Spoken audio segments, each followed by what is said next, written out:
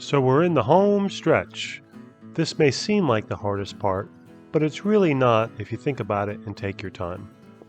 The RailPro instructions are really great and pretty simple to follow. And when you look at them, it's really quite easy.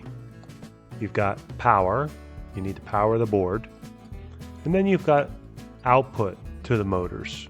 2 wires in and 2 wires out.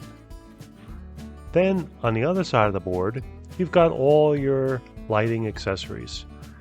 There's 6 colored wires for various different functions.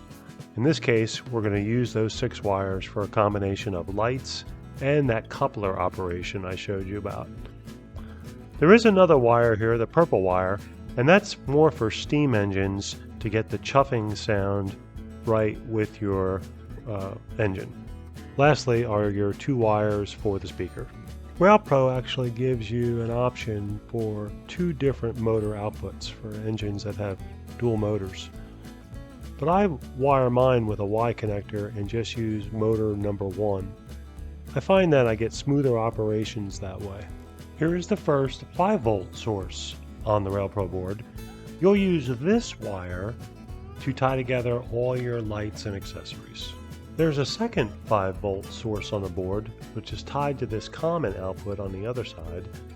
And I like to use this to install a light on my engine, and this will tell me when the board is powered and give me a nice reminder. I really like to put my batteries inside the engine if I can, versus a trailing battery car. So it requires a little thought to make sure you can fit the RailPro board and the battery in the shell or on the frame at the same time. Of course, you also need to install an on-off switch and a battery charging jack, so you don't have to remove the battery every time you need to charge. And this requires a little thought on placement as well.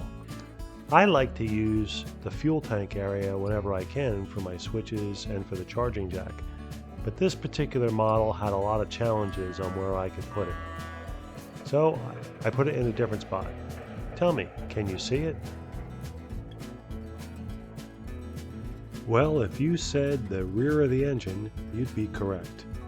The charge port is right below the rear light, and the on-off switch is on the deck. I really prefer this type of switch.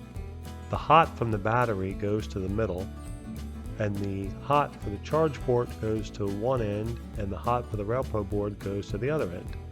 That way, you can only do one thing at a time. But for this project, I decided on a 2-prong switch because it fit on the shell a lot better. This is how I've wired up the RailPro board with the battery, charge port, and the on-off switch. It's a pretty simple circuit and it works. When the switch is in the off position, only electricity can flow from the charge port to the battery. But when the switch is in the on position, electricity flows everywhere. So you want to be careful not to plug in the charger while the RailPro board is powered on. This is one main reason why I like the 3-pole switch better. It prevents charging while the RailPro board is powered. So let's give it a try. All of the sounds you hear are either RailPro sounds or custom sounds I made for RailPro.